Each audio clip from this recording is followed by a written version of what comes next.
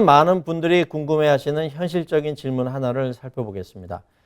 한 시청자분께서 저에게 전화를 주셨습니다.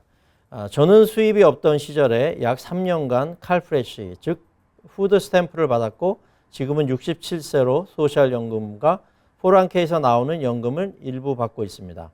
그런데 현재 살고 있는 집은 약 87만 달러 정도 되고 이 집을 팔려고 하는데 혹시 예전에 받았던 칼프레시를 다시 갚아야 하는 건 아닌지, 그리고 집을 팔면 세금은 얼마나 내야 하는지 궁금합니다 라고 문의하셨습니다. 먼저 칼프레시는 원칙적으로 갚을 필요가 없는 복지 혜택입니다.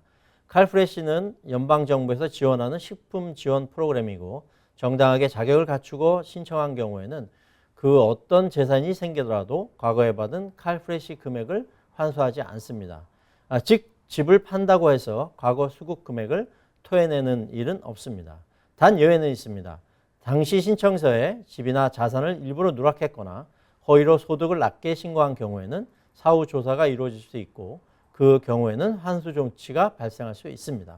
하지만 질문자처럼 집이 있었던 사실을 숨기지 않고 당시 수입이 없던 상태에서 받은 것이라면 전혀 문제가 되지 않습니다. 집을 팔면 세금은 어떻게 되는지 궁금해 하시는데 제 분야는 아니지만 기본적인 내용을 알려드리겠습니다.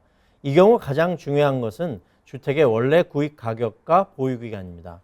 미국 세법상 1차 거주주택을 2년 이상 보유하고 직접 거주한 경우 집을 팔 때 발생한 양도소득에 대해 개인 기준으로는 25만 달러, 부부 공동으로는 50만 달러까지 비과세 혜택을 받을 수 있습니다. 예를 들어 집을 40만 달러에 구입해서 지금 87만 달러에 판다고 가정하면 차익은 47만 달러입니다. 그중 개인은 25만 달러까지 비과세가 되고 남은 22만 달러가 과세 대상이 됩니다.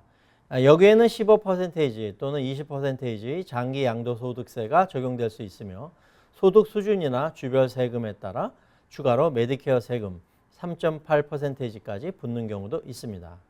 하지만 현재 연소득이 크지 않다면 일부는 0% 또는 낮은 세율로 처리될 수도 있습니다.